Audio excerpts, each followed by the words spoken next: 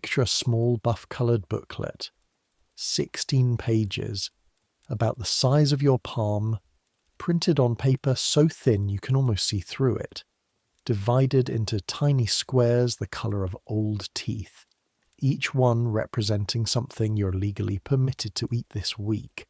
2 ounces of butter. Write that down. 2 ounces.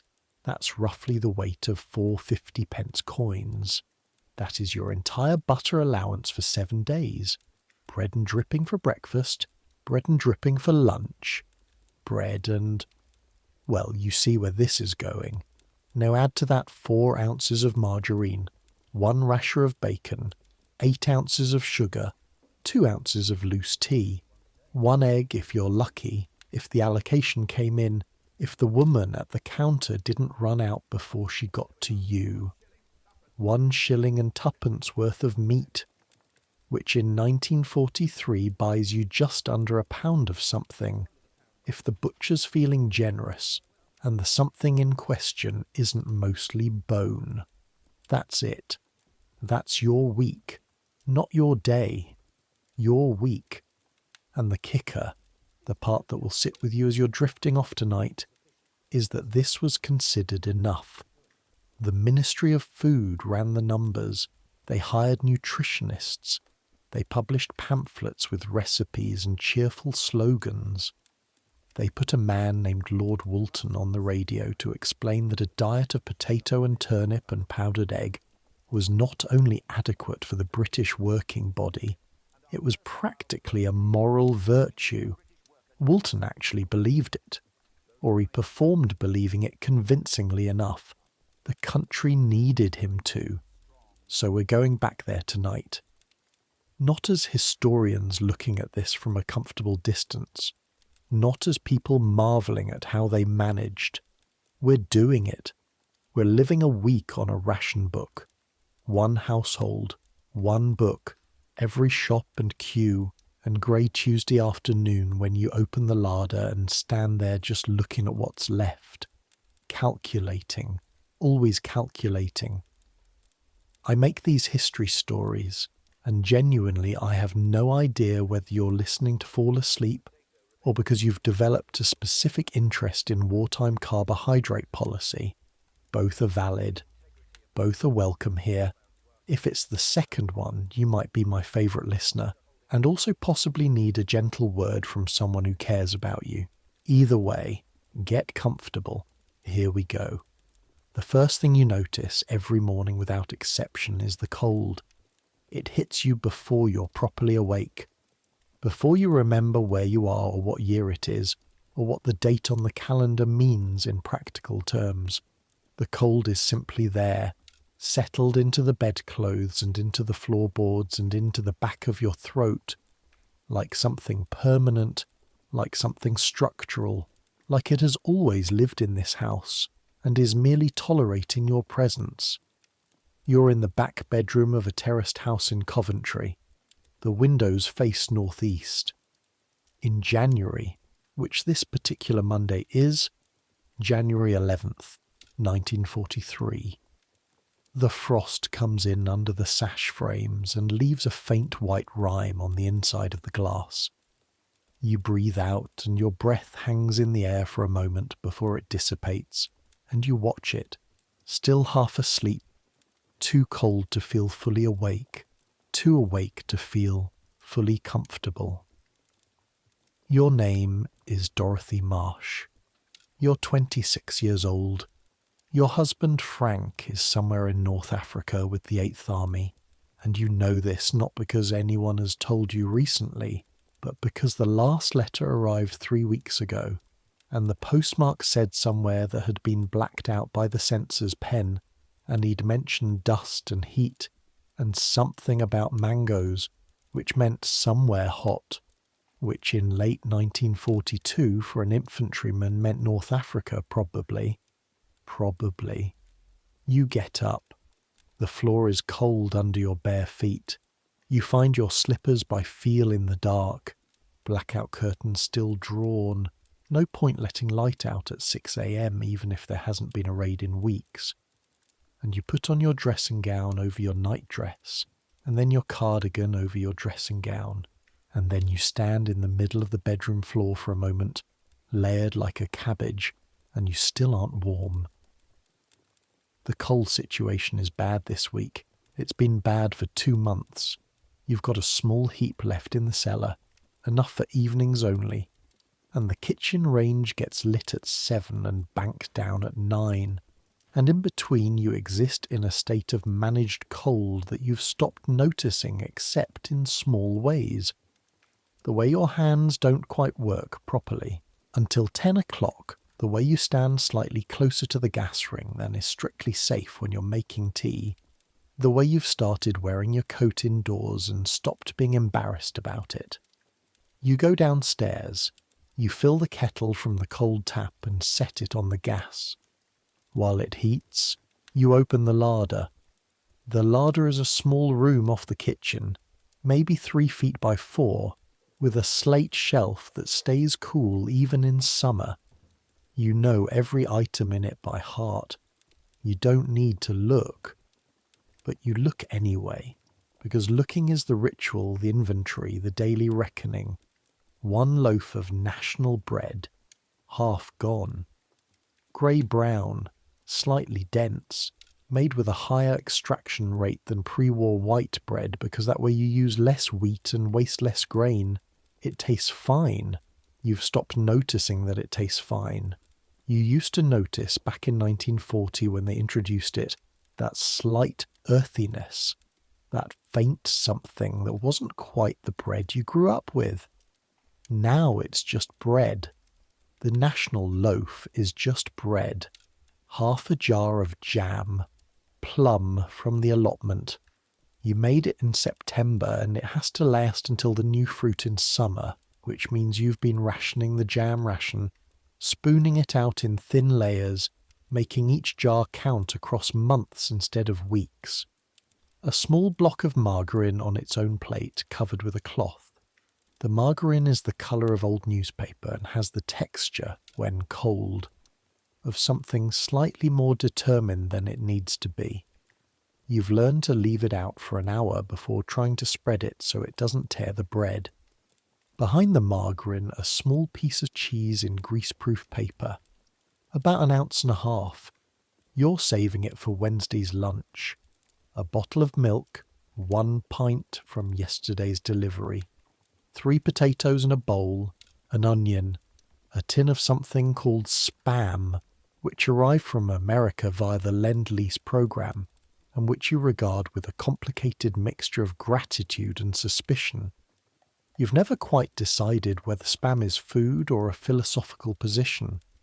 And on the top shelf, separate from everything else, in its own deliberate space, the ration book.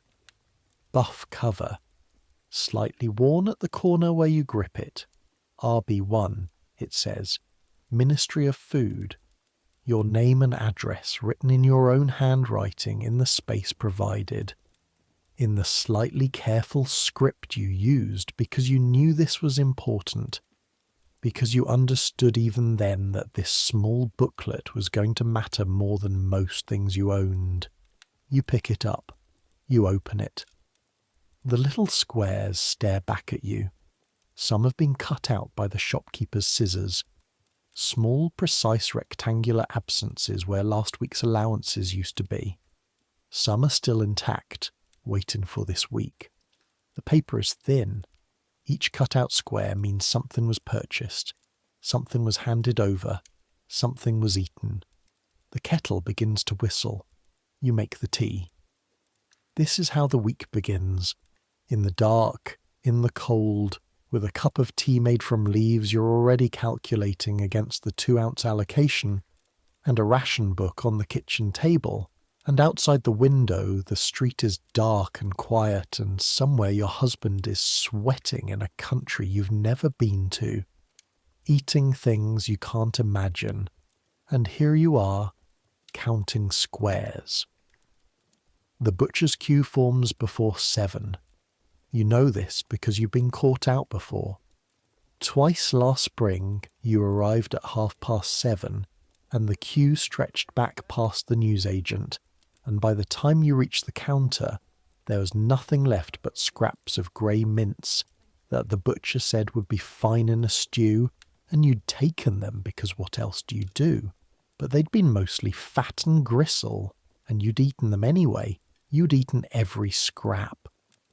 Because this is 1943 and you do not waste food in 1943. Wasting food is not an option that exists. So now you're out at 10 to 7. The sky is the colour of pewter, lightening slowly at the eastern end of the street.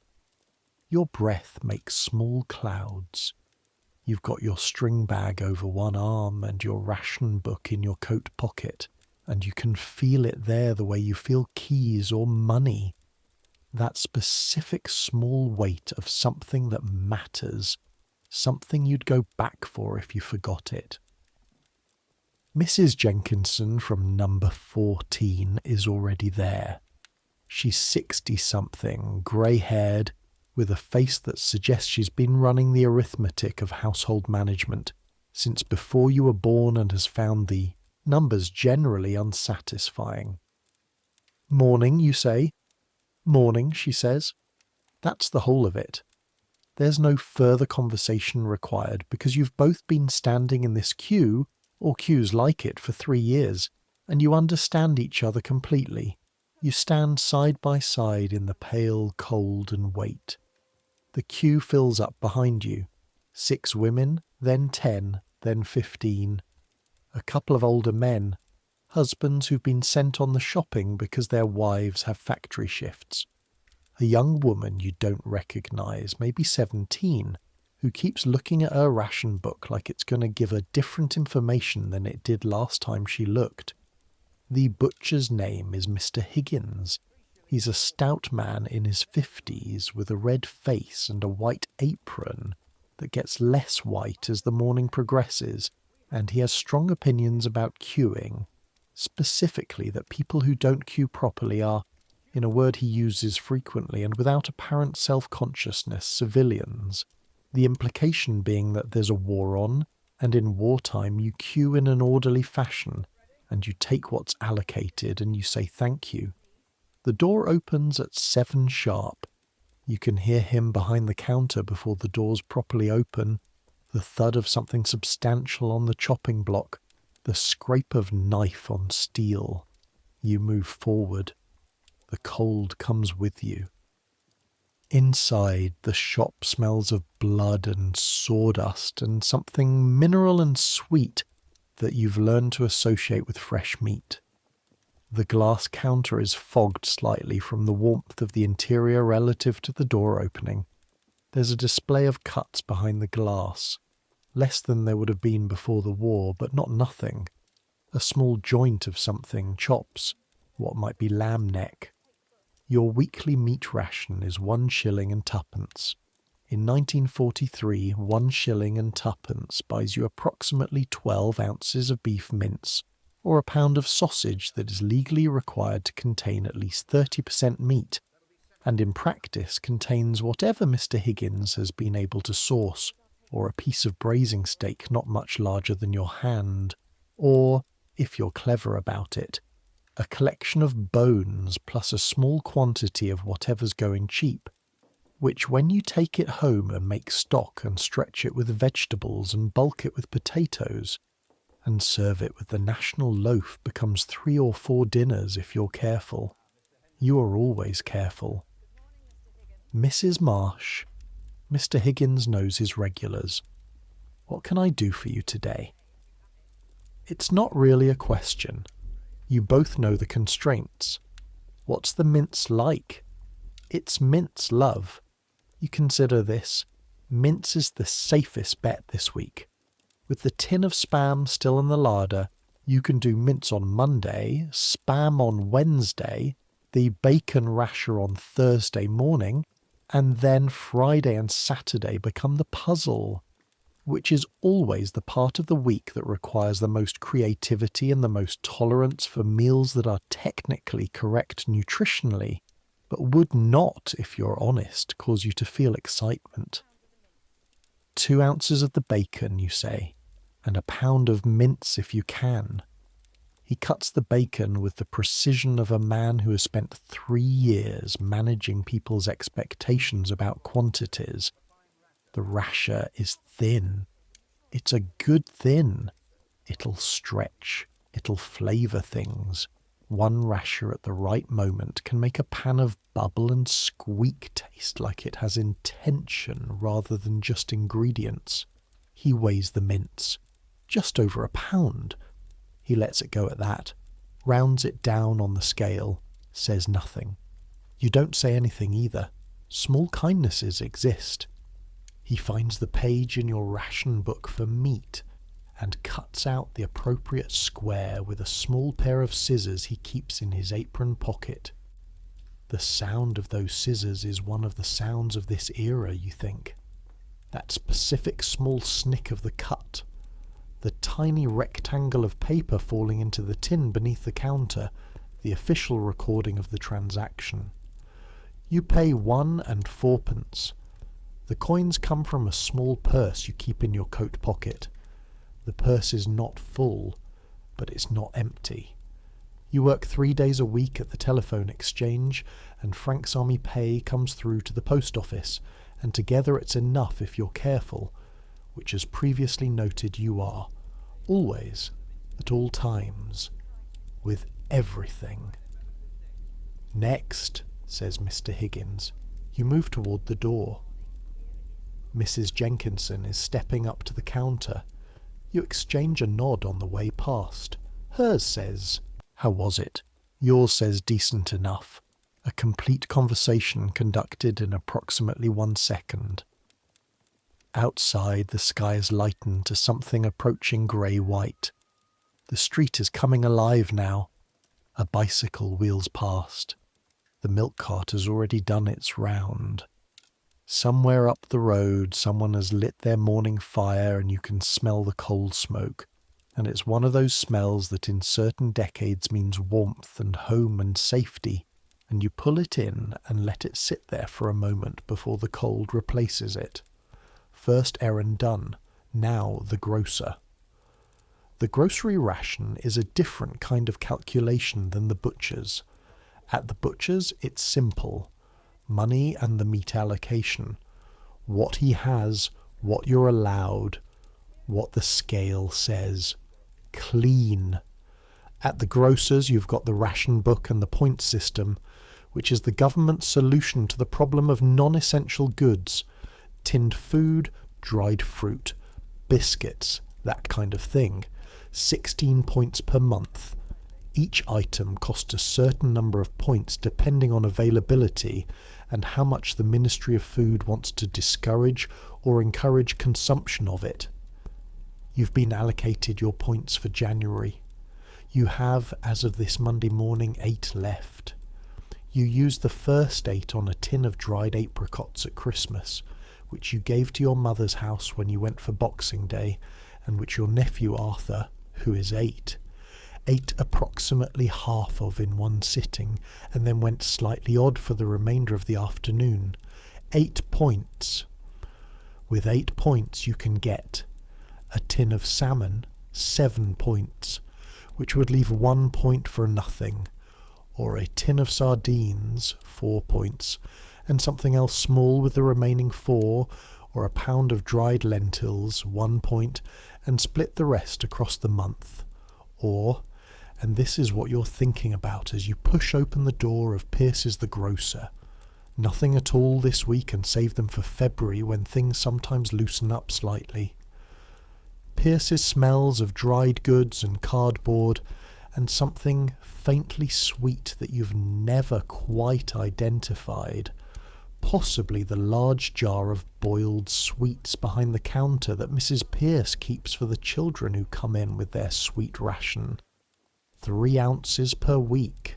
The children's sweets allocation, which sounds reasonable until you watch a child try to make 3 ounces last 7 days, and you understand what genuine willpower looks like and where it starts to be developed. Morning, Mrs. Marsh. Morning, Mrs. Pierce. Have you got dried eggs this week? Mrs. Pierce is a thin woman with quick eyes who has developed, over the course of 3 years of rationing, a remarkable ability to communicate the complete stock situation of her shop through a series of small facial adjustments. What her face says right now is, "I have dried eggs, but they just came in and everyone will want them by Wednesday, so you're lucky it's Monday." "1 packet," she says, "per household, got them in Friday." Dried eggs.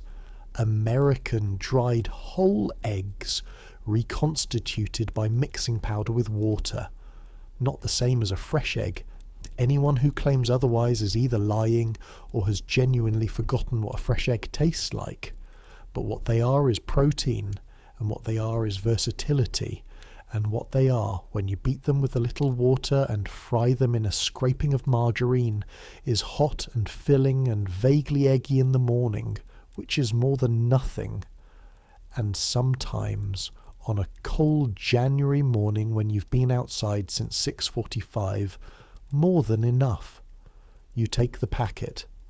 The powder inside shifts when you pick it up, a dry rushing sound, and the packet is yellow labelled and American and smells, faintly, of something industrial and slightly sulphurous that you've learned to ignore. Sugar? I've got yours in. She's already turning toward the shelf, reaching for the small pre-weighed paper bags. That's new this week. Some grocers have started pre-weighing individual allocations, 1 bag per registered customer, because it saves time and reduces the queuing and means nobody gets more than they should. 8 ounces of sugar in a brown paper bag, slightly translucent from the contents, tied at the top with a twist. You hold it for a moment. It weighs almost nothing. You're going to make it last 7 days, which means approximately 1 and a bit ounces per day, which means tea once a day if you want sweetness at all, or tea twice a day with less sugar each time, or tea 3 times with barely a whisper of it. Or you save the sugar for baking on the weekend, and you drink your tea plain through the week. You've gotten used to plain tea. Most people have. Margarine. She cuts out the squares in your ration book for the fats allocation. 4 ounces of margarine. 2 ounces of cooking fat. The fat comes in a paper wrapper and is the colour of old yellowed paper and smells of almost nothing, which is in some ways better than the way it smells when it heats up in the pan, which is the smell of something trying very hard to be butter and not quite getting there. You think about butter. 2 ounces of butter is in the book too, and you get it here, and she unwraps a larger block from the cold shelf at the back and cuts it with a wire and weighs it. And it comes to exactly 2 ounces, and you know this piece of butter the way you know something precious and limited. You know it will not last long. You know exactly what it will do. You've already decided it's going for Sunday if anything good can be managed. If there's a way to make Sunday feel like Sunday, rather than just the 7th day of managed deprivation. The butter goes on top of the margarine in the string bag. Anything else today? Mrs. Pierce asks. You look at the shelf of Point's goods. Sardines, a tin of processed peas, baked beans, which are 7 points, and which Arthur would lose his mind over, but which you can't justify for yourself alone. A tin of corned beef from Argentina. Sardines, you say, 4 points. She cuts out the squares. The tin is small and flat and cold in your hand, and when you turn it over, the key is taped to the bottom. That specific wartime tin opening key that you roll back the lid with in a long strip. And if you do it wrong, the edge catches your finger and takes off a layer of skin, which has happened twice. You pay. You put your ration book back in your coat pocket. You step back out into the Monday morning. The string bag has weight now. Not much. It's never much, that's part of what this is. but it has some heft to it. The distributed weight of butter and margarine and mince and sardines and dried eggs and a quarter of your weekly sugar. The raw material of 7 days. You carry it home. The kitchen is slightly warmer when you get back because you left the gas ring on low under the kettle. You know you shouldn't. You know it's wasteful. But January mornings are what they are, and sometimes the cost of not being completely cold is worth it. You put the bag on the kitchen table. You unpack it item by item. The mince goes in the cold of the larder on a plate, the bacon wrapped in its grease paper beside it, margarine and cooking fat with the block already in there, butter on its own plate, sugar tipped into the sugar jar, the paper bag folded and smoothed and tucked in the drawer because paper bags get used again. That is simply what you do with paper bags in 1943. The dried eggs go on the shelf next to the oats. The sardines go in a row with the spam. You stand back and look at the larder. This is the week. This is what a week looks like when it's assembled. 3 pounds of potatoes from the sack in the cellar, which is not rationed. Thank God for the Potato Marketing Board's decision to exclude staples from the system. Vegetables from the allotment, not much in January. Some stored carrots, some sad-looking swede, half a head of cabbage you need to use today before it goes, the onion, an end of oats, plus what's here in the string bag, plus the national loaf, half remaining, which will need to be supplemented by another loaf mid-week, which is not rationed but is also not free, which costs 6pence, which is fine, it's fine, you have 6pence. You sit down at the kitchen table with a piece of paper and a pencil and you work it out. This is the Monday ritual, the weekly reckoning, the 7-day meal plan that every woman in Britain who runs a household in 1943 carries in her head or writes down or works out some version of, consciously or not. Monday dinner, the mince, with carrots and swede and potatoes. Mince and vegetable stew.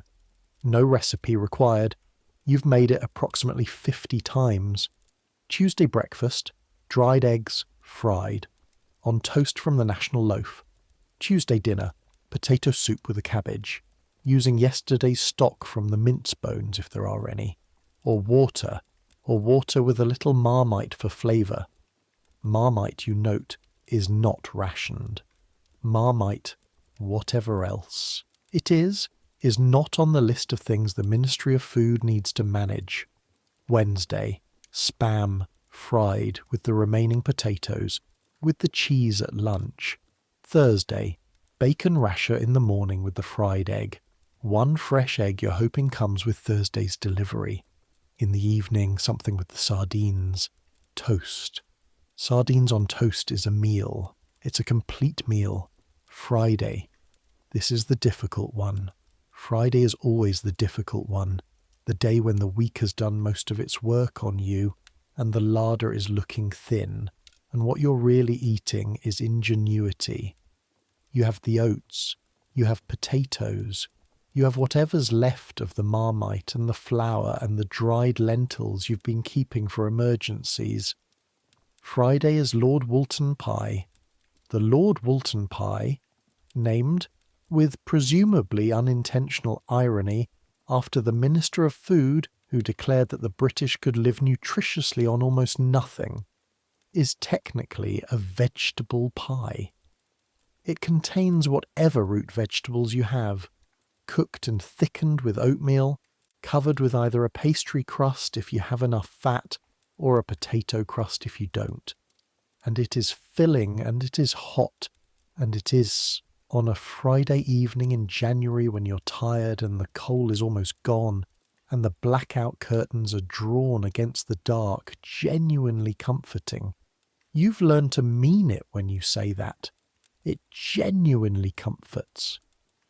Saturday. You'll see what's left and decide. This is the honest version of Saturday. Sunday. You want something that feels like Sunday.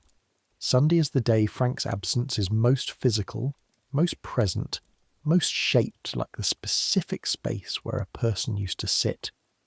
You're going to make bread, the bread ration from the week, the allocation of fat that you've been saving, and whatever flour you can justify, shaped into rolls, baked in the range. With the 2 ounces of butter, 2 ounces of butter divided into Sunday morning rolls, it will be enough.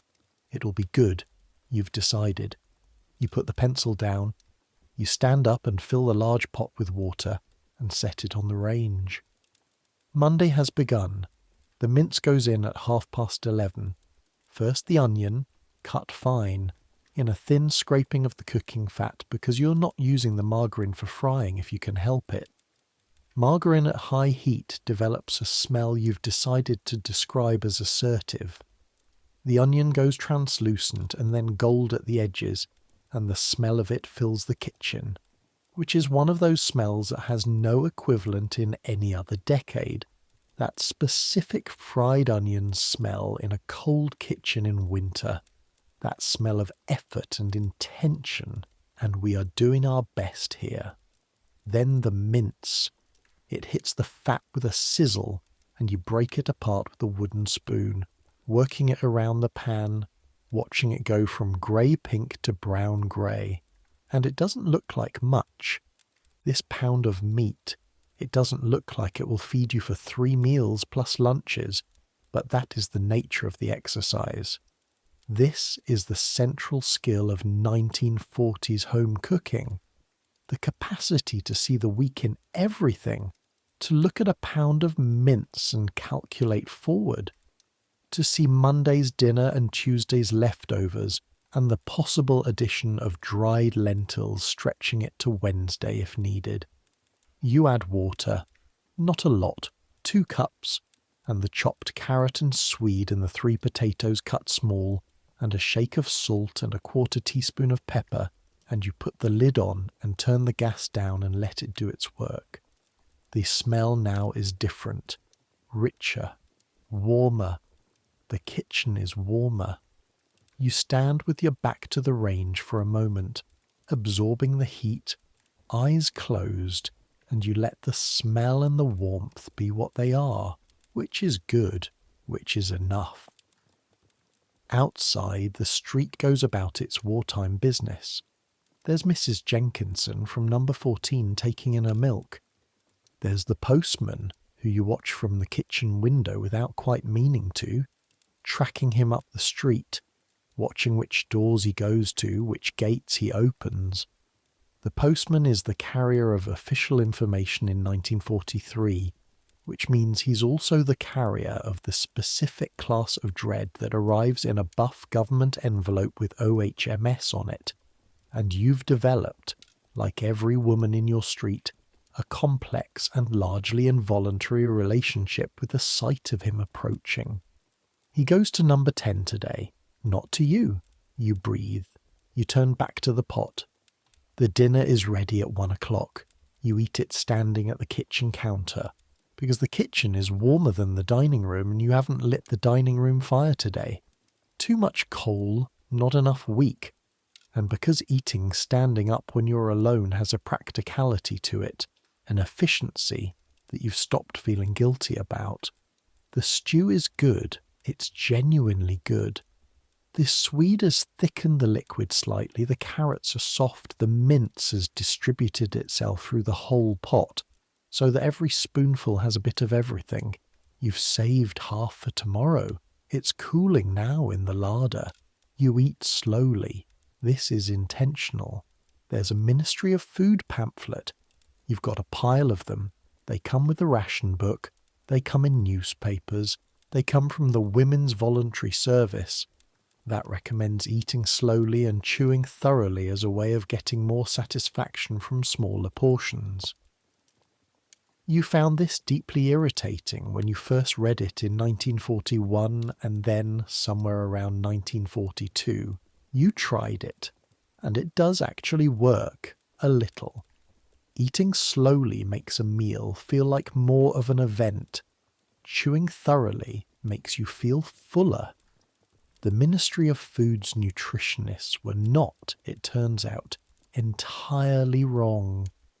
You just resent them a bit less now. Monday afternoon is telephone exchange work. You walk.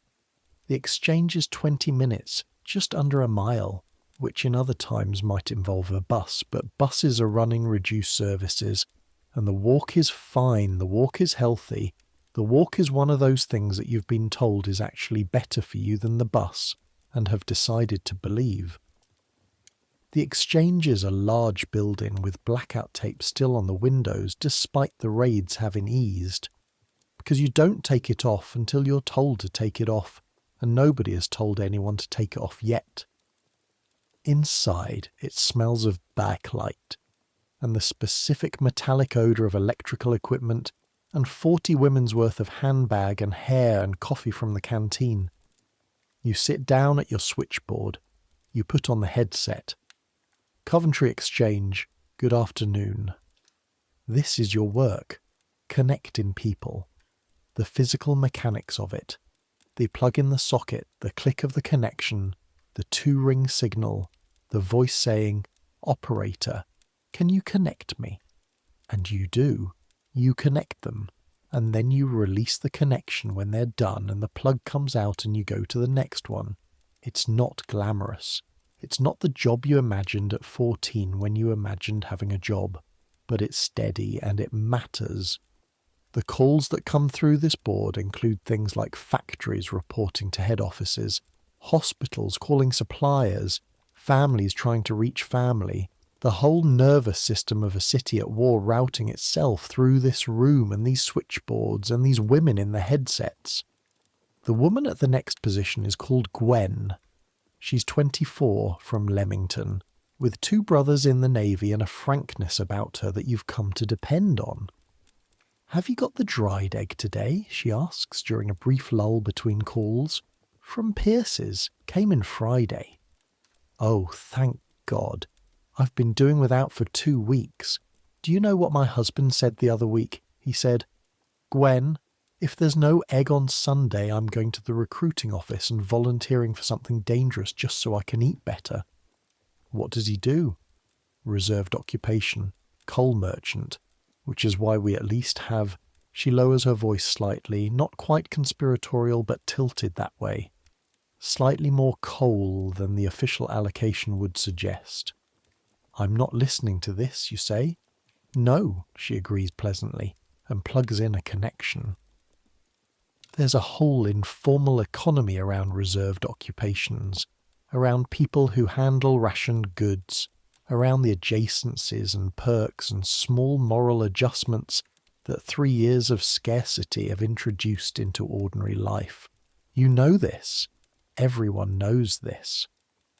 The baker who sometimes has an extra loaf at the end of the day for the customers he likes. The butcher who occasionally finds that the scale tips just fractionally in your favour.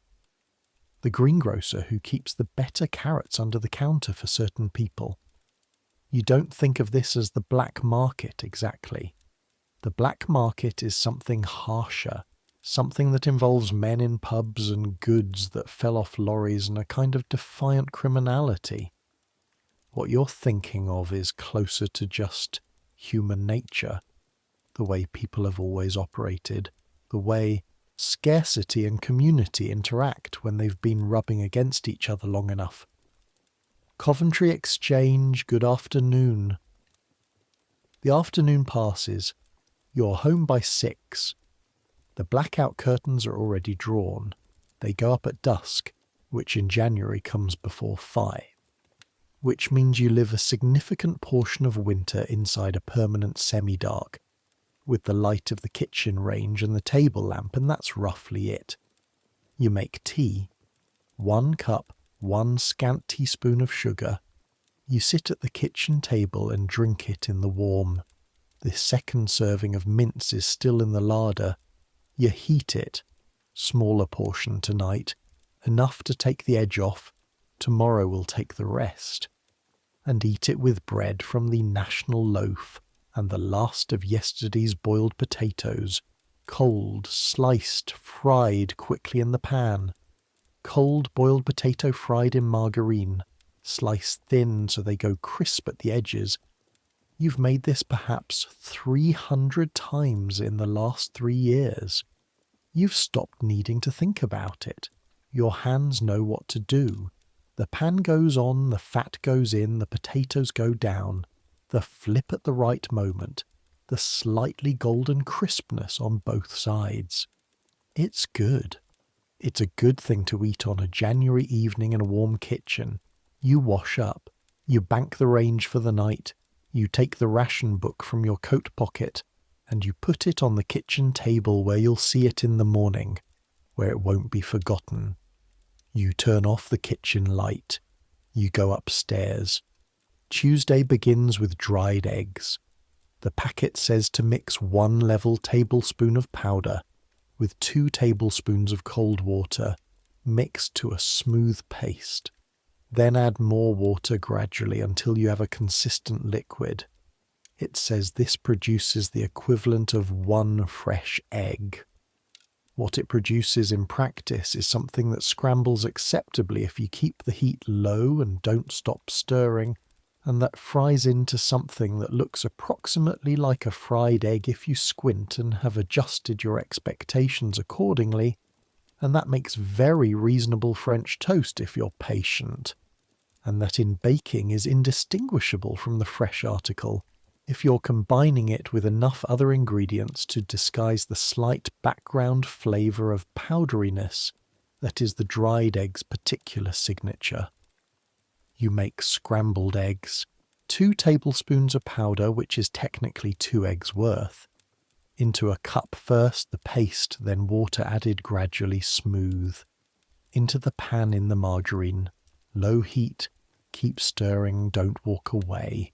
The eggs come together, they're pale yellow, paler than fresh, and the texture is slightly softer, slightly more uniform, without the variation of fresh egg that comes from white and yolk cooking at different rates. But they're hot, and they're protein, and they smell of breakfast, and that's what you need at 7 in the morning on a Tuesday. You eat them on toast.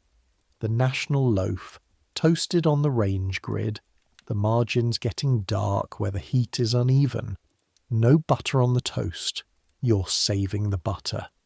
But a thin scraping of margarine that melts into the hot bread and tastes of almost nothing and is sufficient. This is breakfast. This is fine. Tuesday is your day for the allotment. The allotment is a 20-minute walk up past the recreation ground and through the gate that says Coventry City Council. Dig for victory. The slogan is everywhere, has been everywhere since 1940, on posters, on pamphlets, on the sides of buses. Dig for victory. The implication being that the act of growing carrots is a form of combat, that you, Dorothy Marsh, standing ankle-deep in cold January mud, are engaged in hostilities with something. You suppose that's one way to look at it.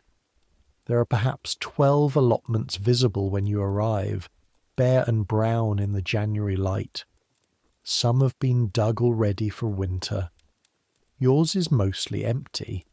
There's not a great deal to do in January except maintain the beds and check the stored vegetables and do the planning, the looking at the ground and imagining what it will become that is January gardening's primary activity.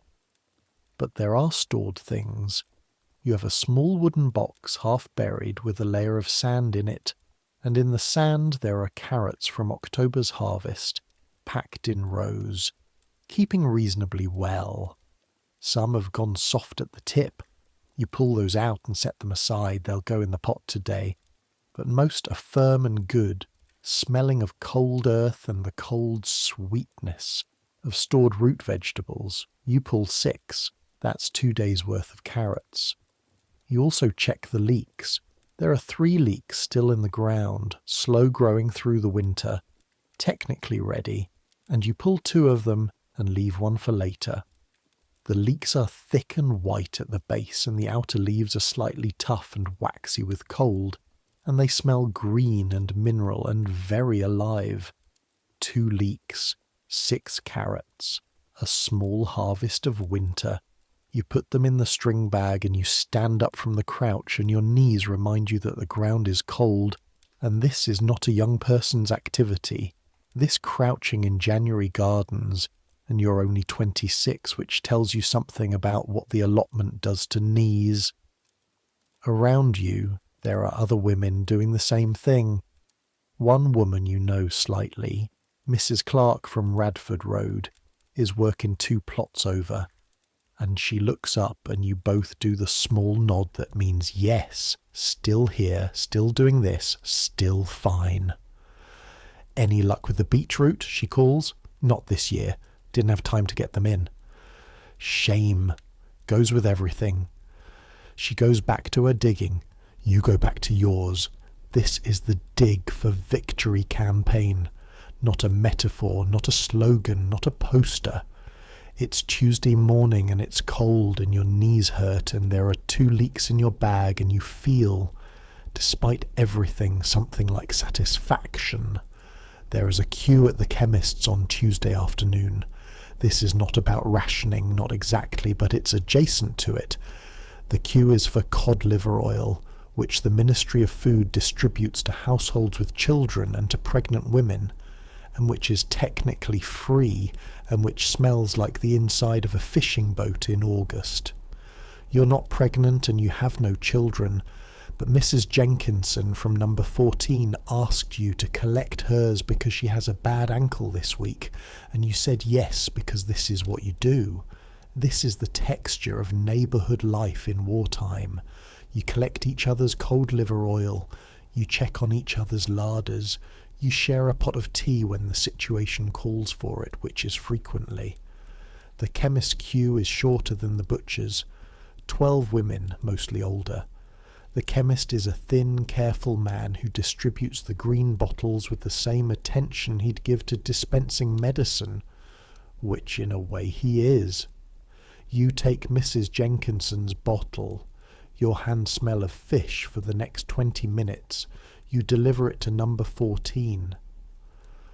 She opens the door in her housecoat, ankle bandaged, and takes it from you with the specific look of someone who's going to be heroic about the cod liver oil.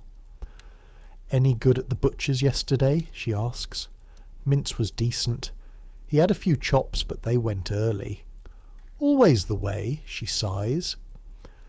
The sigh is not self-pitying exactly. It's more like a sigh of expertise, the sigh of a woman who has been managing this particular problem for 3 years and has achieved a professional relationship with it. "I've got a leak," you say, "from the allotment, if you want it." Her face does something complicated. The offer of a leak from someone else's allotment it's a small thing, obviously. It's a vegetable, but it's also something else. It's the leaker's gesture as I see you, as we're in this together, and there's a moment where you can see her deciding how to receive it. "That's very kind," she says. You take the leek out of the bag, hand it over. It's a good leek, firm, white-based, slightly cool from the ground. She holds it and looks at you. "My boys are in the Pacific," she says, not in response to anything, just as something that needed saying. "Both of them." "I know," you say. A moment. "You're Frank still writing?" 3 weeks ago. North Africa." "That's something." She means it. In 1943, 3 weeks is recent. 3 weeks ago is practically yesterday. You leave her to the leak and the ankle and the 2 sons on the other side of the world, and you walk back to number 23 and the cold comes with you. Tuesday's dinner is potato soup, leeks, carrots, stock. You've got a small quantity left from Monday's pot, mostly water and meat residue, but there's flavour in it, and 4 potatoes. You dice everything small. You fry the leek in a scraping of fat until it's soft and slightly sweet. You add the stock, then water to fill the pot, then the carrot and potato and a little salt and the quarter teaspoon of Marmite. It simmers for 30 minutes. You mash some of the potato directly in the pot with the back of the spoon, leaving some chunks. This is the technique, part mash, part pieces, that makes soup feel like more than just hot liquid, that gives it body and substance and the quality of being filling. You eat it at the kitchen table, with bread. Without butter. You're keeping the butter. You have a plan for the butter. Outside, the Tuesday night folds in. The blackout is absolute. The street might as well not exist. But it does exist. You know it exists because you can hear it. A door closing somewhere, a bicycle wheel on wet cobblestone, the distant dog that starts at 9 every Tuesday and Thursday and finishes by 10. The soup is good. You are warm enough. You wash the bowl and go up to bed. Wednesday is the day the coal comes. Not much. A 1/2 weight sack, which is 56 pounds, which sounds like a lot until you understand that this is your entire allocation for the month, and that 56 pounds of coal, burning at the rate required to keep a kitchen range adequate in January, lasts approximately 10 days if you're careful, and 7 if you're not. The coal merchant is a large, quiet man named Pickering who delivers by cart. You hear the horse's hooves before you see him. You go out to the gate with your ration certificate and he unloads the sack and you take it around to the cellar door and he empties it down the chute. The coal rattling and clunking into the cellar below, and the smell of coal dust rises. That specific grey-black smell, mineral and ancient, the smell of compressed time. Cold enough, he says. This is the entirety of his conversational contribution, every visit since October. Cold enough, you agree. He writes in his delivery book. You countersign your certificate. He goes up the road to Mrs. Clark's house. You go back inside and do a quick mental calculation about the coal and the week and the range. Bank it overnight. Light it mornings. Let it go out afternoons and evenings when you're at the exchange. Relight it when you're home. 3 meals a day, minimum. Evening warmth, if you can manage it. You can stretch this to 10 days if you're disciplined. You are always disciplined. Wednesday is Spam Day. The Spam tin comes from the larder shelf where it's been since last Tuesday, when you bought it on a quiet whim at the grocer's.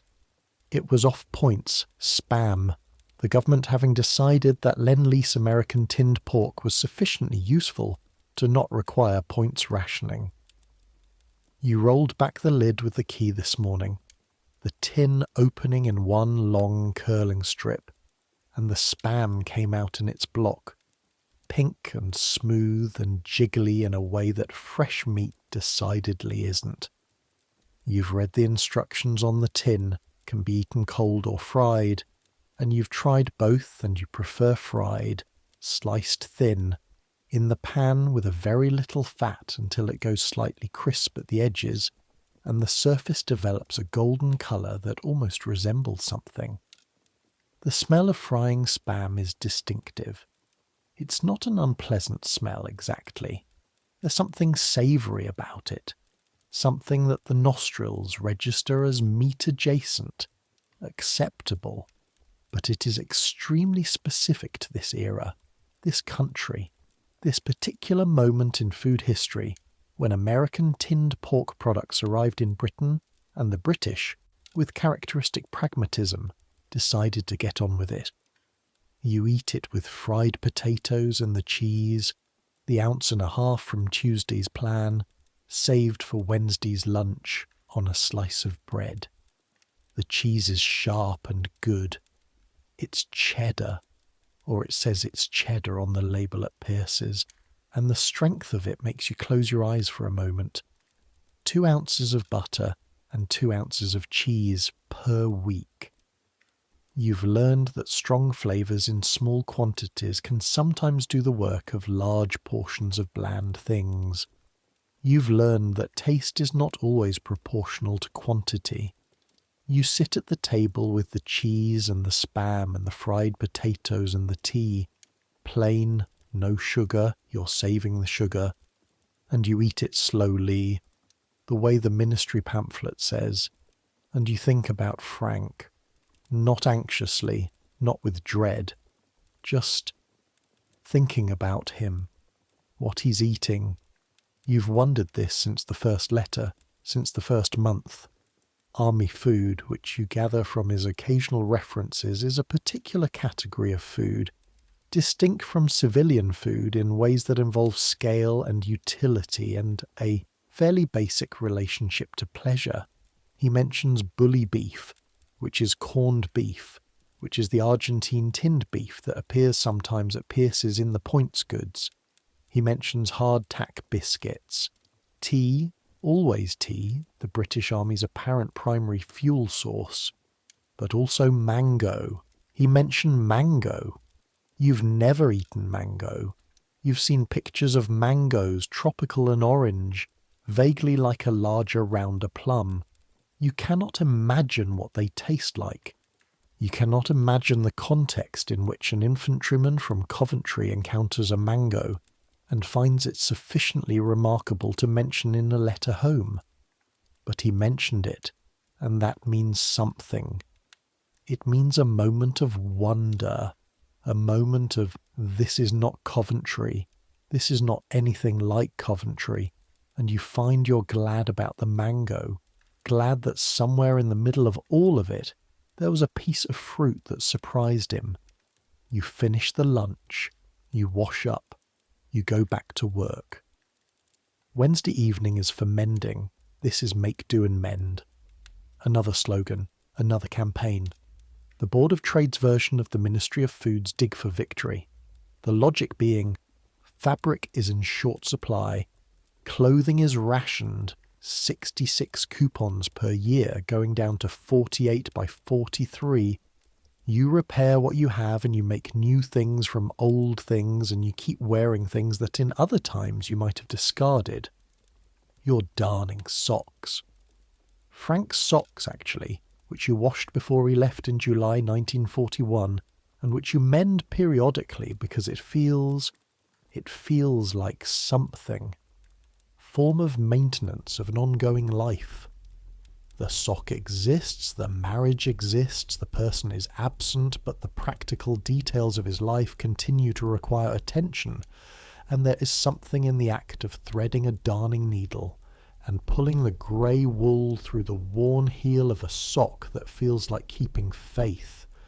You darn 3 socks. One has a hole the size of a halfpenny, which requires a proper weave, the needle working back and forth, horizontal then vertical, building up a patch of new material within the worn area. Your fingers know the motion. The lamp is on the table casting a yellow circle, and outside the window is absolute dark, and you can hear the slight creak of the house settling into the cold night. The radio is on. Workers' Playtime, the lunchtime variety programme that runs into the evening repeat on Wednesdays. Someone is singing something cheerful. You find this less irritating than you thought you would when it was first introduced. There's a function to cheerful music on the radio during the blacked-out evenings of wartime that is not entirely different from the function of darning Frank's socks. It is a form of maintenance, an assertion that ordinary things are still happening, that pleasure still exists in a manageable form. You finish the 3rd sock at 9:30. You bank the range. You go to bed. Thursday morning is the egg. The milk cart comes at 6:30, and the egg, when it comes with the milk. A single egg, your weekly allocation per household when available. It is available this Thursday. You hear the cart, you hear the gate, you hear the glass on stone of the milk bottle placed on the step, and then you hear the specific small sound of an egg in its cardboard carrier being set down beside it, and you know before you open the door the egg is brown, from a hen somewhere, fed on something, kept by someone who has managed to maintain a backyard flock through 3 years of war, which requires a certain determination. The egg is cold from the winter morning, and you hold it in both hands for a moment just to feel its specific weight. Heavier than a dried egg reconstituted in water, warmer somehow despite the temperature, the weight of something that has a singular existence in the world, one object, one meal. You make the egg at 7:30. The bacon rasher goes in the pan first, because the bacon fat is the best fat to fry an egg in, and because the rasher renders out to leave the pan seasoned and flavoured, and the smell of bacon frying at breakfast time there is no more effective smell for disrupting rational thought about food. It smells like Saturday mornings before 1940. It smells like a time when you cooked without calculation. The rasher curls and darkens. You take it out, set it on the plate. It's thin, almost transparent in places, but the fat is crisp and the lean is lightly caramelized, and it smells extraordinary. The egg goes in.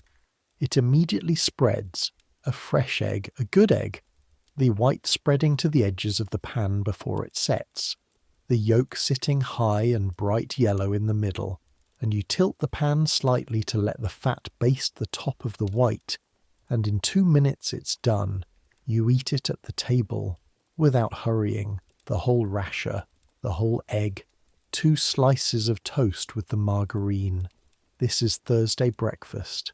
This is the best meal of the week. The afternoon brings a different kind of cue.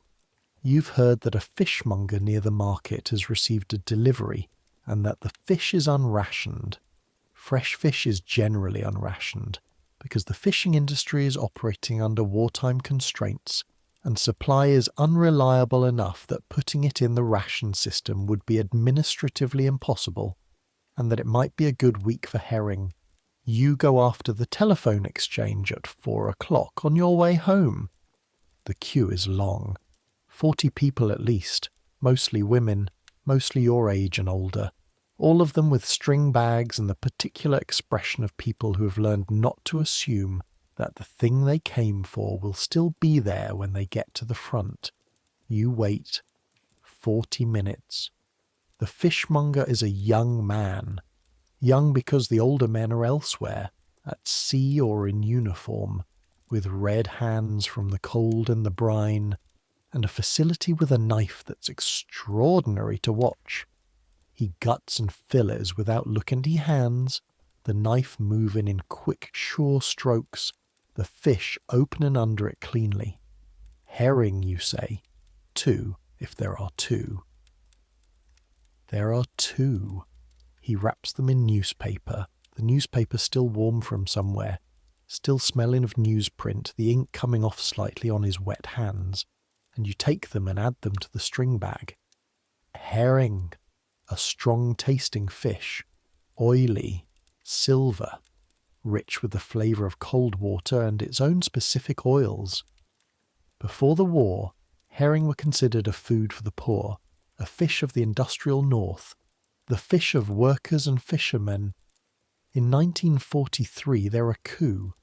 A herring is protein and fat and flavour in one package, unrationed, available if you know when to queue.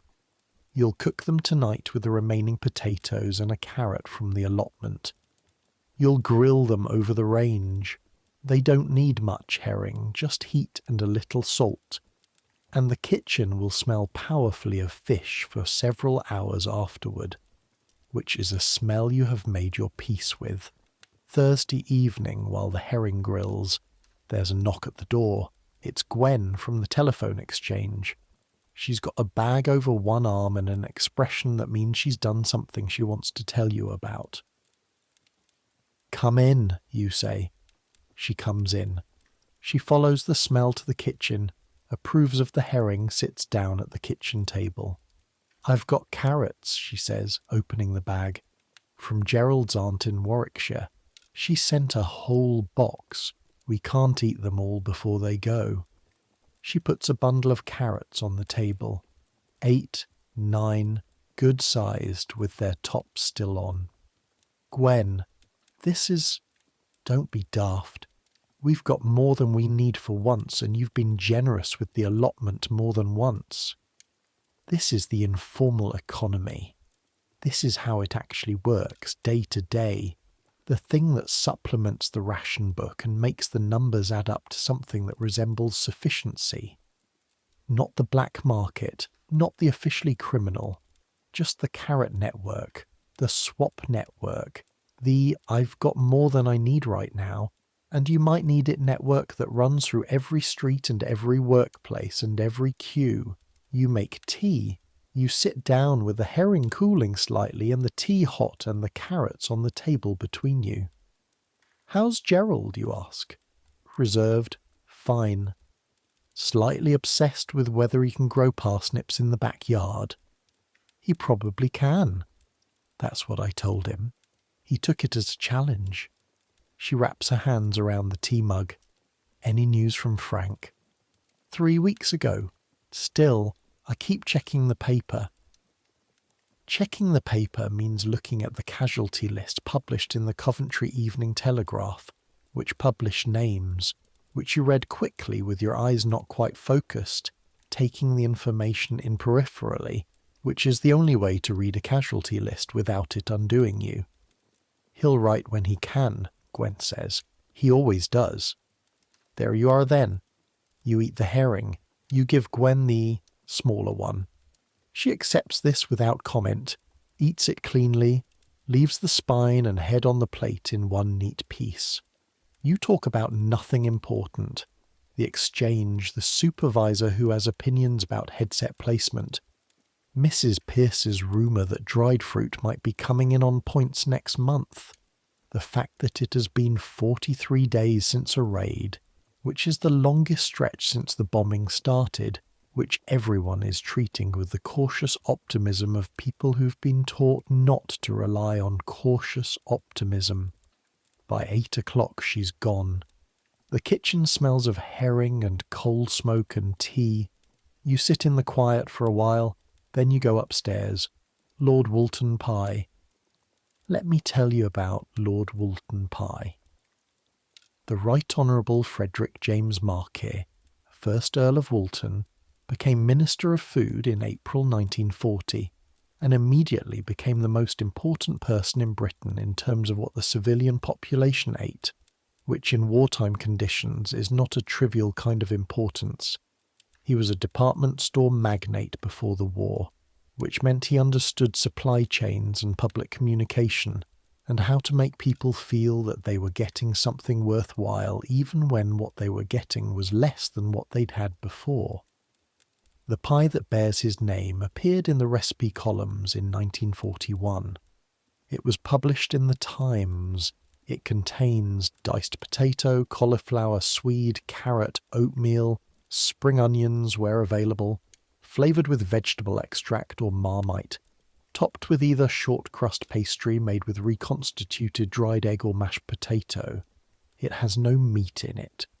It is, as far as the Ministry of Food is concerned, a complete meal. Lord Walton himself, apparently, ate it with some regularity and pronounced it acceptable, which is either genuine enthusiasm or the finest performance of ministerial duty in wartime British history, and you're not sure which. This Friday, you're making the potato-topped version. You have half the allotment carrots from Gwen's delivery, the last of the swede from the larder, 3 potatoes in the bowl, 2 more to mash for the crust, a tablespoon of flour for the binding, salt, the marmite, the oats. You peel the potatoes.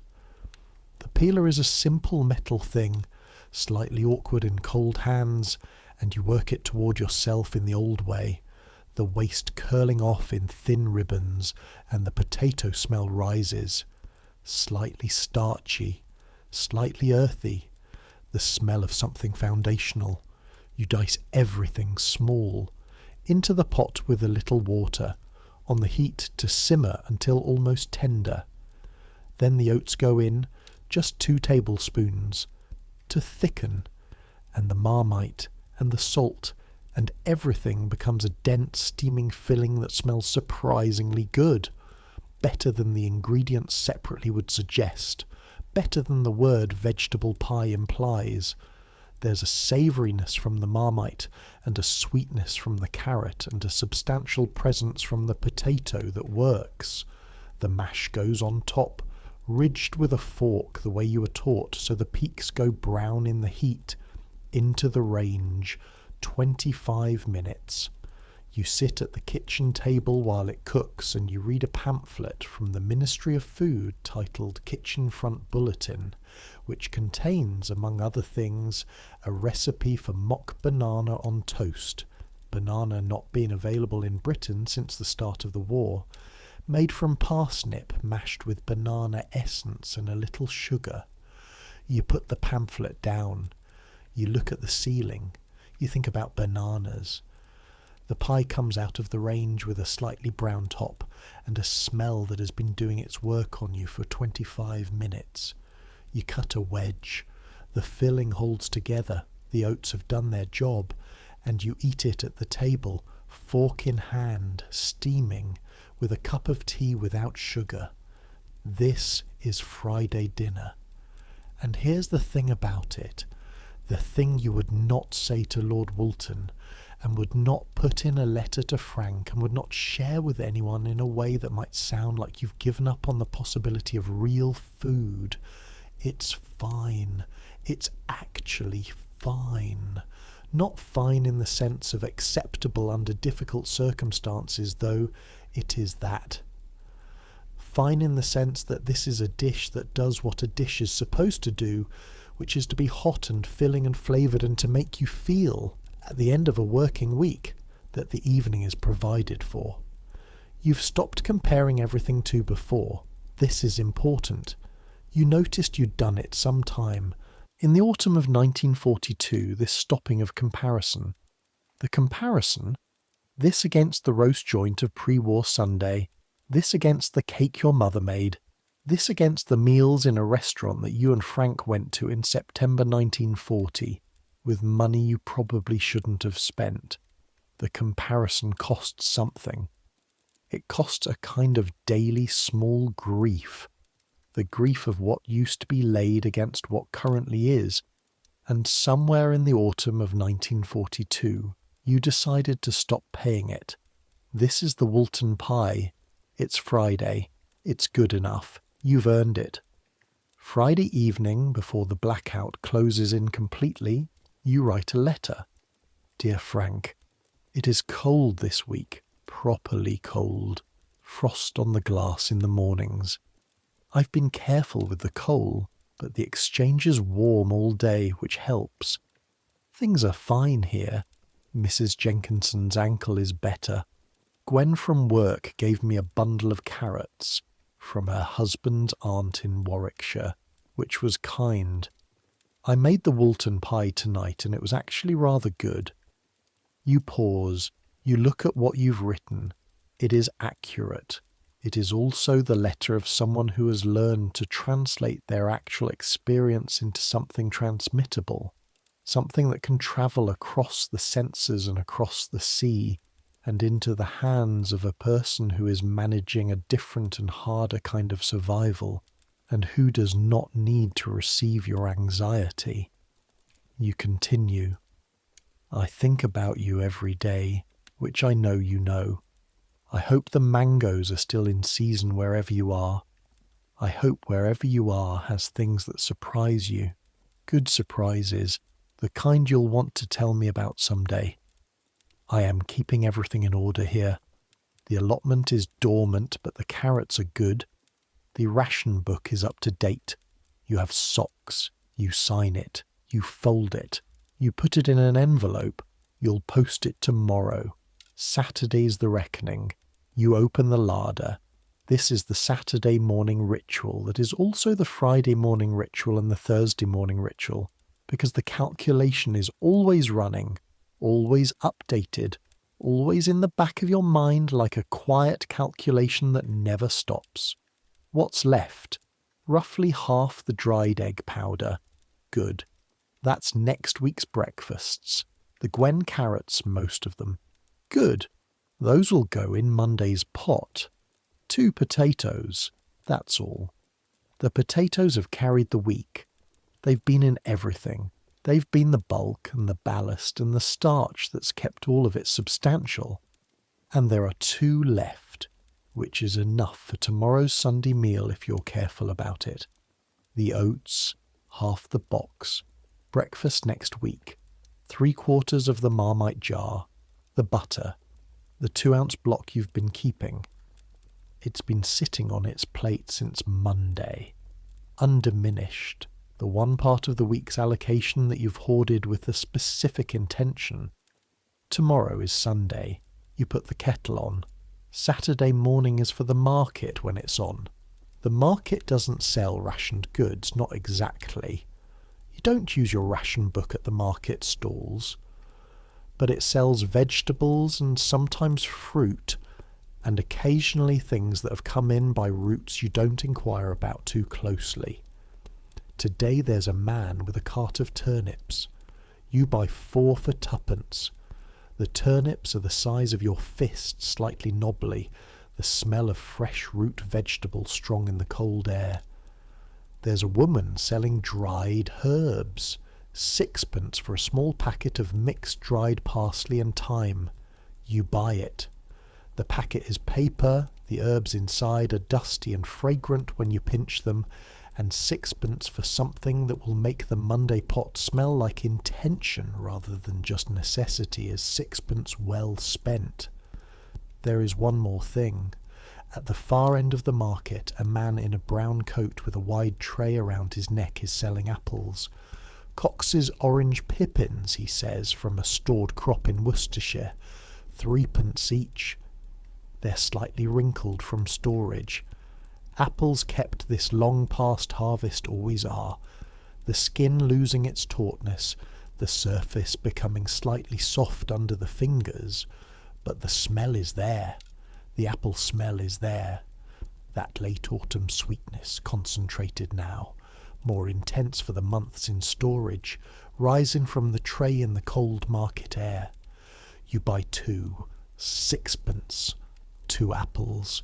You carry them home in the string bag, carefully, on top of everything else, because they're the most fragile thing in there, and because they're 6pence, and because one of them is for Sunday. Saturday afternoon you bake. The flour has been sitting in the larder since last Saturday. You save 1/4 pound of flour per week from the general grocery allocation, not officially rationed but expensive enough to manage carefully. And today you're using it. You're making scones. Scones, flour, a little fat, a little sugar, dried egg for binding, milk, and your hands. The dough comes together under your hands, firm and slightly tacky, and you turn it out on the floured board and press it flat and cut it with the round cutter into 6 circles, into the range, which is going today, properly going, Saturday being the day you allow yourself a full fire because you're home all day. The kitchen gets warm, really warm. The warmth of a range at proper firing, the heat radiating off the iron top, the small creaks of the metal expanding, the smell of coal and hot cast iron and now baking scones beginning to overlay everything. The scones come out brown on top, split slightly at the sides where the baking powder has done its work, and the smell of them is something that the Ministry of Food pamphlets never adequately describes, possibly because the Ministry of Food pamphlets tend to describe things in terms of nutritional content rather than the emotional impact of fresh baking on a cold Saturday afternoon in a small kitchen in a city that has been rationed for 3 years. You put them on the rack to cool. You make tea. You put one scone on a plate. You look at the butter in the larder, the 2-ounce block. You take a very small scraping, not the Sunday portion, not that, just the edge of a knife's worth, and you spread it on the warm scone. It melts immediately, into the crumb, into the warm interior of the scone, barely visible, present only as a slight richness, a slight golden quality to the bite. You eat the scone at the kitchen table. Outside the light is going. 3:30 in January and already the afternoon is folding in. You can see the street from the kitchen window, the familiar terrace houses, the black iron lamp-posts that are dark now and won't be lit while the blackout is in force, the occasional figure moving along the pavement. The tea is plain. The scone is warm. The kitchen is warm. The butter is so slight on the scone that it's more memory than taste. But it's there. You close your eyes. Saturday evening you go to Mrs. Jenkinson's. Not a plan exactly, more an accumulation of small things. The scones cooling on the rack, the knowledge that she's been managing alone this week with the ankle, the 2 remaining scones that want eating before they go stale. You knock at number 14 at 6:30 with a cloth-covered plate. She opens the door and sees the plate and says nothing for a moment. "I've been baking," you say. "Come in."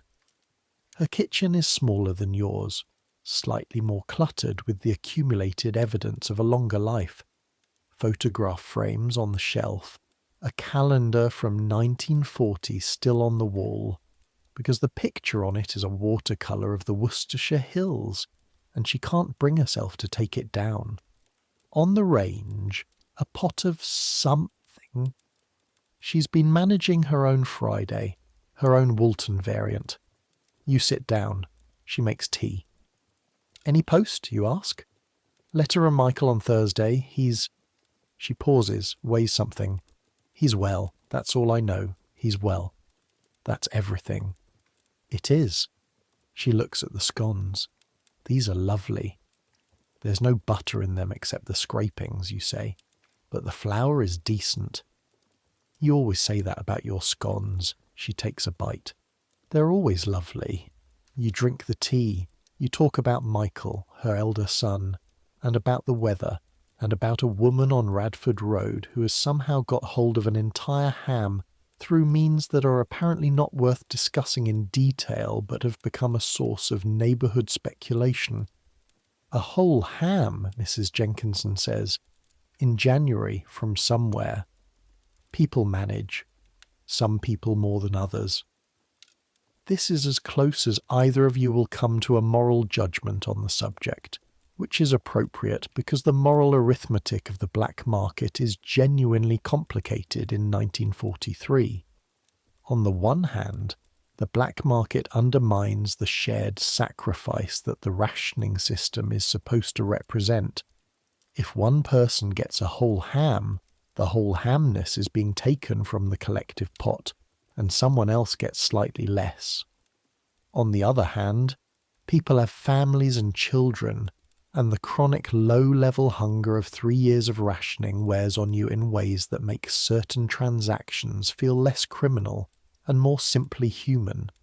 You don't buy on the black market. You've been offered things, twice at the market, once at a pub you went to with Gwen, and you've said no each time without drama, without particular virtue, just no thank you. This is partly principle, and partly a disinclination to spend the money, and partly the specific anxiety of being someone whose husband is away, and whose respectability therefore needs to be maintained more carefully than usual, in ways you don't like to examine too closely. But you understand the ham. It's a hard winter, you say, which covers a lot of ground. It is, she agrees. Have another scone. You stay until 8.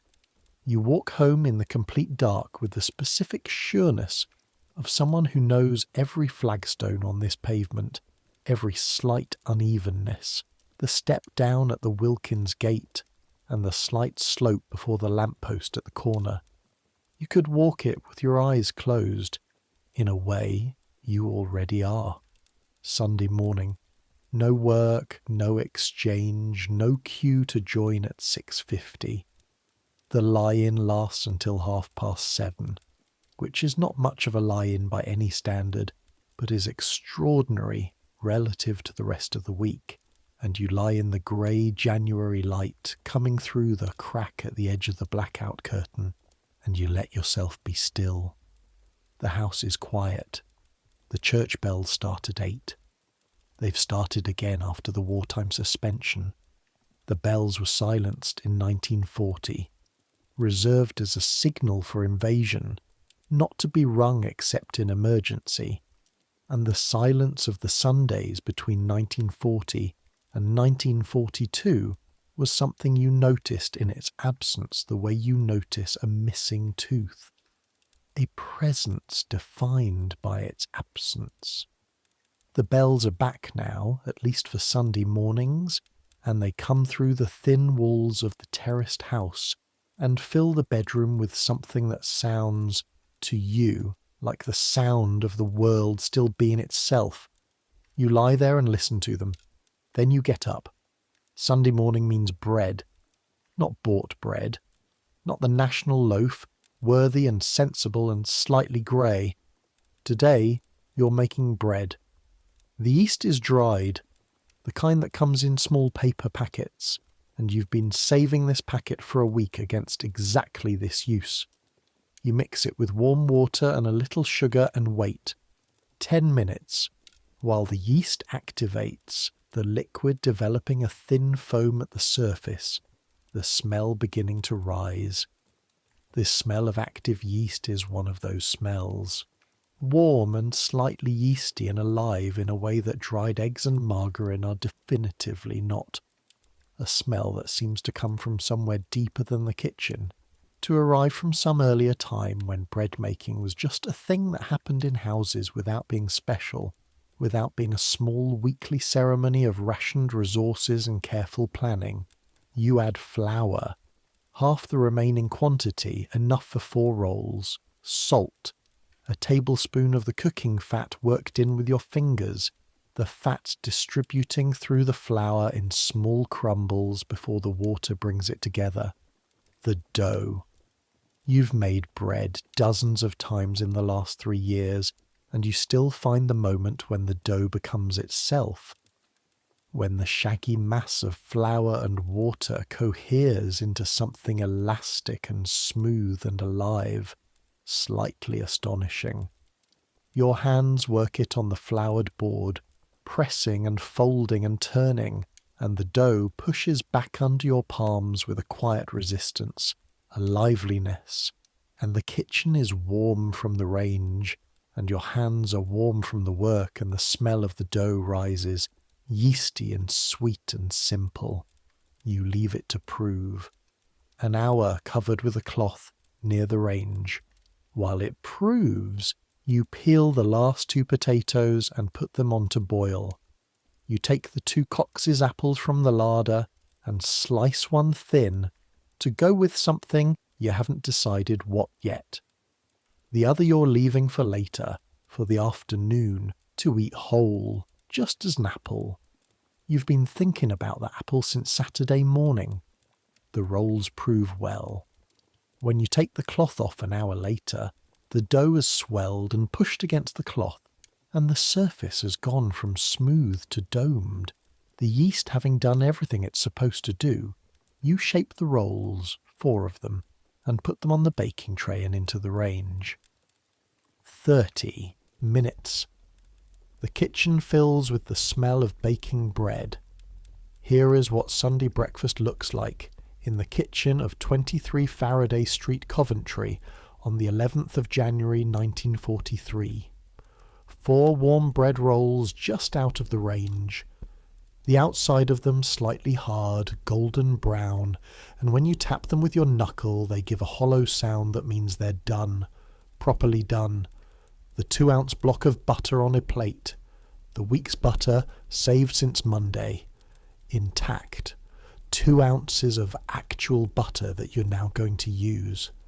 And on the table in the good cup, not the everyday cup, the good one that was a wedding present, a cup of tea made with slightly more tea than usual, because this is Sunday and you can afford it this morning. You calculated, you kept enough back. You sit down, you break open a roll, the inside of a warm bread roll just out of the oven, white creamy interior, the crumb soft and slightly springy, still steaming at the very centre, the smell of cooked yeast rising with the steam. You can feel the warmth of it in your hands. You take the butter knife and cut a piece of butter. A proper piece, not a scraping. A piece with the confidence of something saved for exactly this. And you spread it on the roll.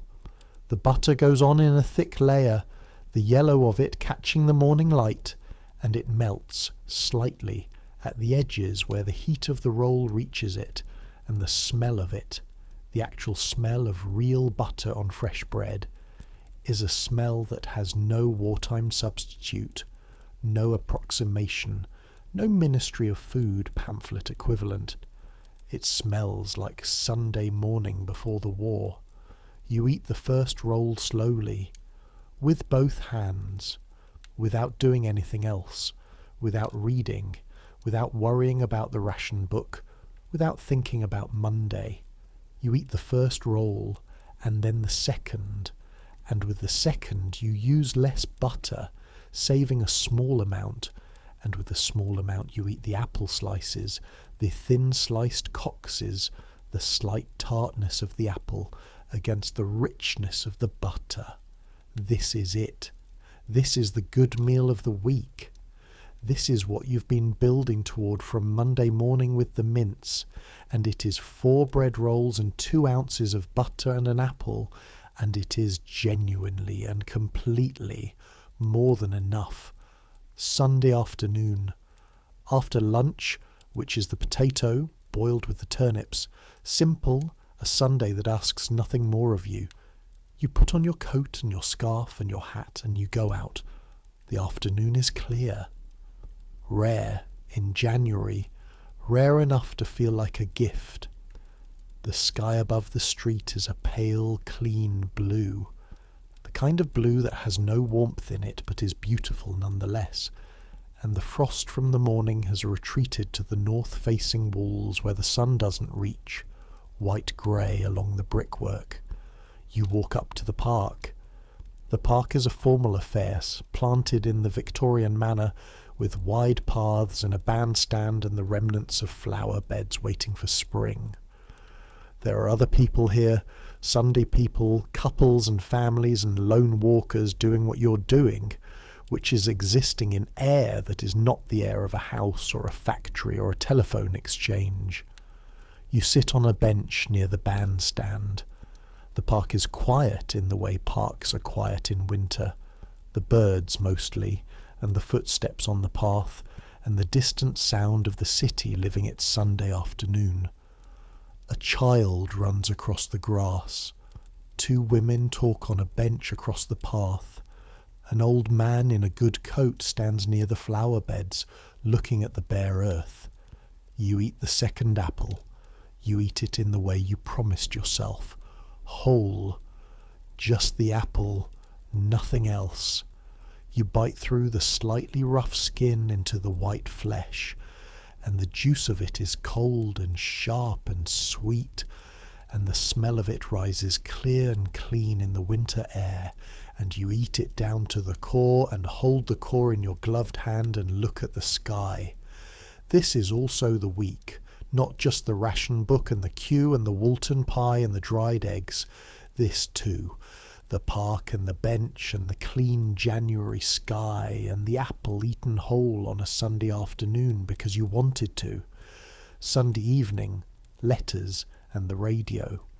You write a second letter, shorter than Friday's, telling him about the bread rolls, telling him about the park and the apple, telling him, And this is the thing you haven't said in a letter for a while. Not because it's not true, but because it seems too large for a letter, too unmanageable. Telling him that you're doing all right, not performing all right, actually all right. That the week has been cold and the coal is nearly gone, and the ration book is tight in the way it always is, and Mrs. Jenkinson's ankle is better, and Gwen's husband is growing parsnips, and the scones were good. That all of this is real and continuing and you are in it. That you would very much like him to come home. You put the letter in the envelope, seal it, address it to his regiment, his unit number, the BFPO address that routes somehow to wherever he is in Africa. By the time it arrives, he might be somewhere else. By the time he writes back, the winter will be further along. You put the letter by the door for tomorrow. The radio is playing something classical.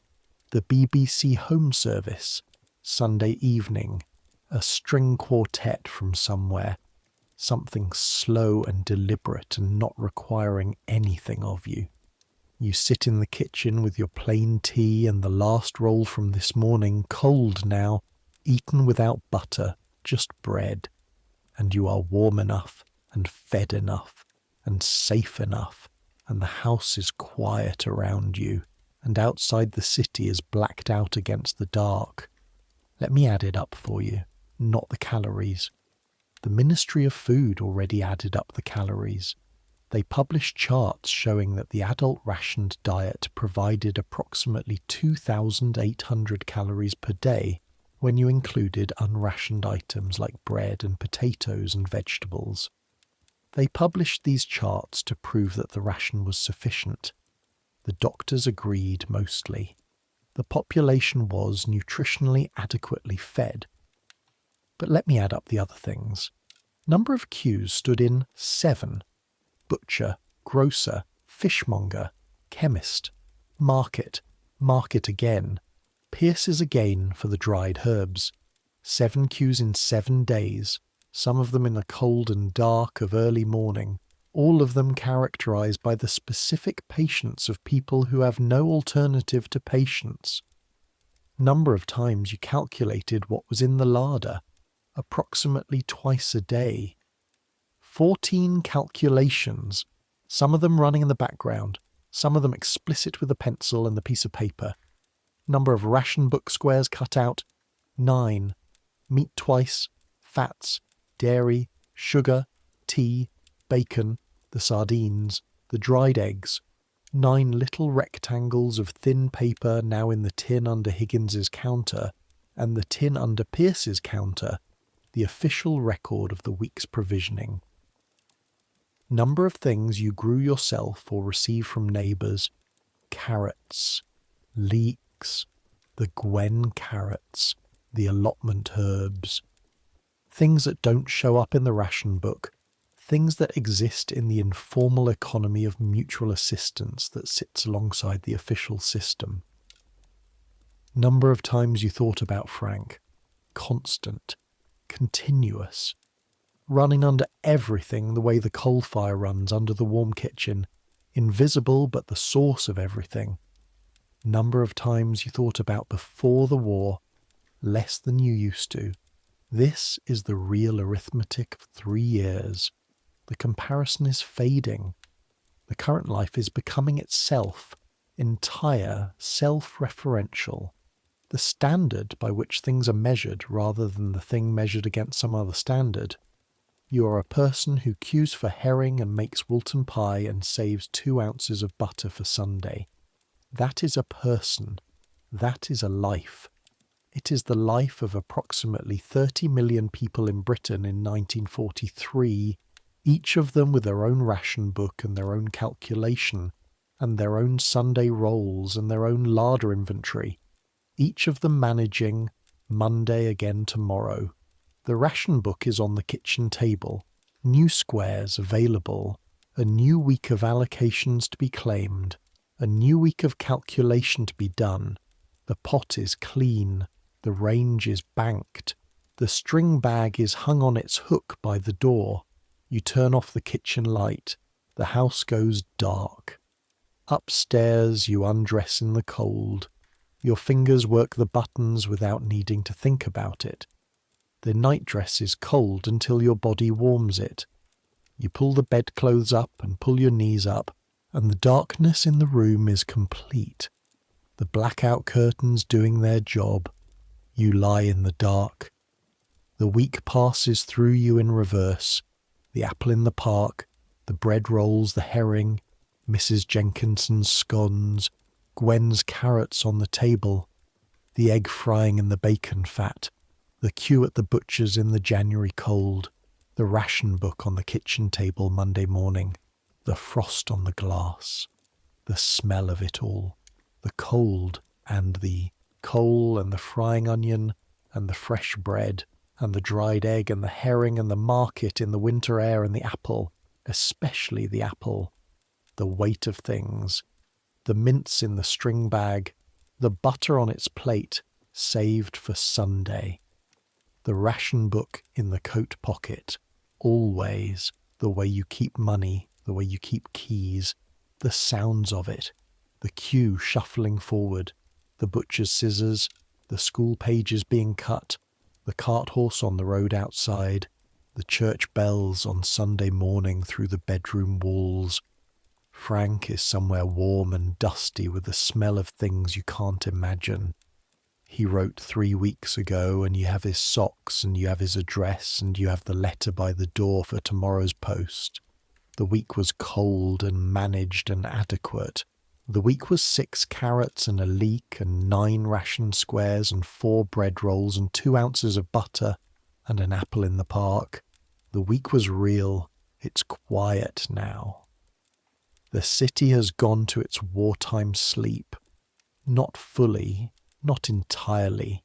There are factories on night shifts and watchers on rooftops and men in the control room of the Air Raid Precaution Service doing what they do through the long nights.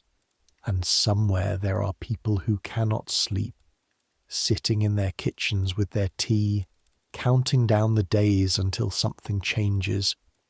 But the street outside is quiet, and the house is quiet, and the dark is warm enough.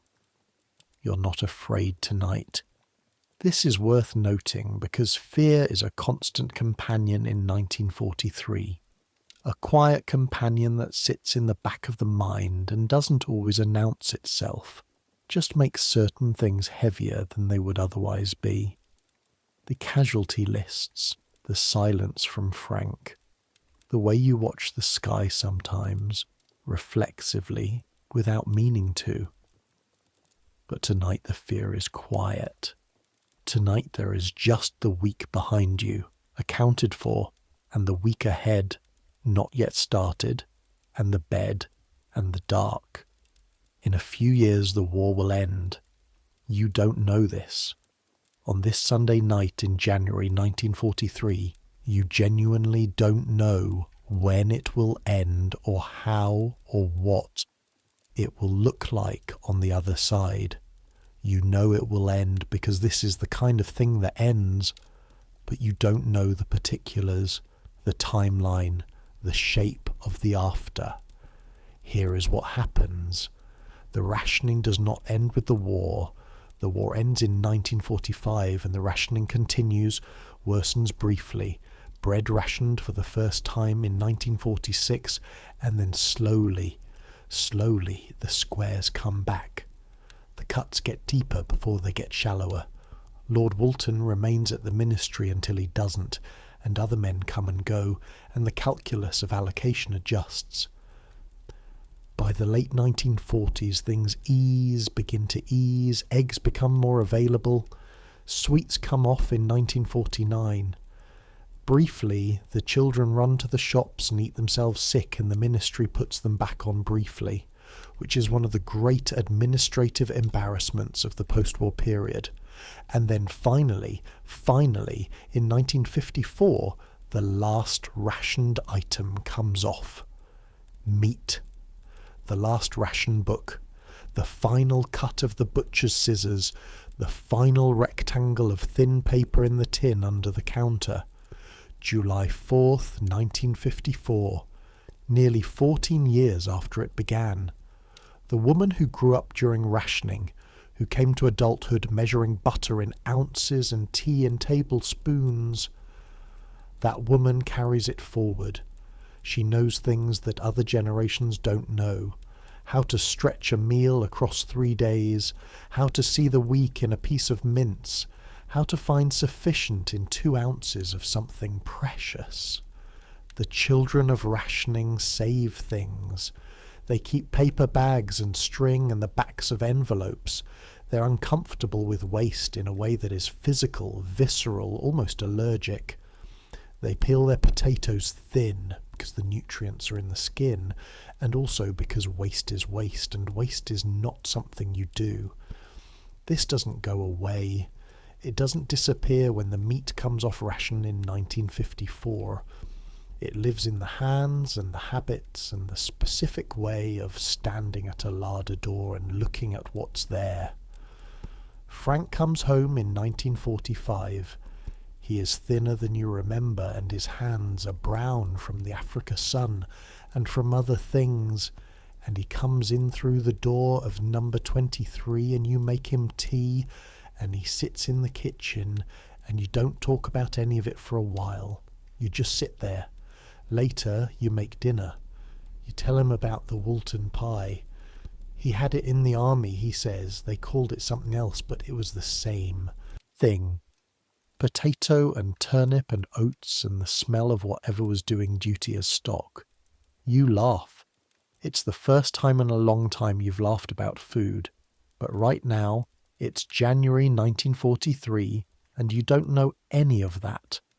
Right now, there is just this. The dark bedroom, the cold air just above the blankets, the warmth of your own body under them, the sounds of the city settling into night. The ration book on the kitchen table, 4 squares available now for the next Monday, meat, fats, dairy, tea. The larder with the carrot and the oats and the half jar of Marmite and the dried egg powder and the possibilities of the week. The string bag on its hook by the door, the apple core from the park somewhere in the rubbish.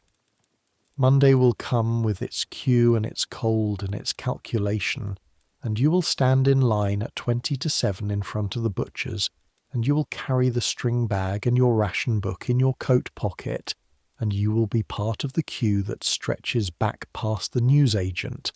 All of you together in the January morning, all of you managing. But that's tomorrow. Right now, let it get quieter. Let the week go. Let the calculation stop just for tonight. Let the arithmetic of allocation and the inventory of the larder and the 7-day meal plan and the quarterly account of ration squares and the morning queue in the cold, let all of it slow and soften and finally go still. You've done what was required this week. You've done all of it. The queue and the planning and the herring and the pie and the saving and the letter and the Sunday rolls with the 2 ounces of butter. You've done it all, properly, carefully, with the specific competence of a person who has learned that competence is what's left when panic isn't sustainable. You are warm enough, fed enough, safe enough. This house is yours, and the ration book on the kitchen table is yours, and the string bag is on its hook, and Monday's queue is not yet begun. The sounds of the street outside are almost nothing now. A door somewhere, distant. The clock in the hallway ticking, which it has always done, which it will go on doing, through the rest of the war and the years after, through the end of rationing and the return of butter in ordinary quantities and the return of bananas in 1946 and the return of Frank, through all of it, through everything, the clock in the hallway ticking. The church bell will ring in the morning. Not tomorrow. Monday doesn't have church bells, not at 6:50, but Sunday will come again. It always comes again. The bread, the butter, the apple in the park, the apple in the park. Let that stay with you. The pale blue January sky and the bare flower beds and the cold bench and the apple, the Cox's orange pippin from a man's cart in the market, 3p saved for Sunday, eaten whole in the afternoon air, the juice cold and sharp and completely itself. Some things don't change. The need for something good, something small and complete and real, at the end of a week of getting by, that doesn't change. The specific satisfaction of having made it through, of having added it all up and found it sufficient, that doesn't change. The warmth of a kitchen where something has been cooking, the weight of fresh bread, the smell of butter on warm bread, these things are as old as there have been people to want them. You have them. You always found them. So let your eyes close now. Let the week's list stop running. Let the larder inventory go. Let the ration book squares, cut and uncut, cease to matter for the next few hours. You've earned this. The city breathes around you, blacked out, careful, alive. The clock ticks. The dark is warm enough. Good night.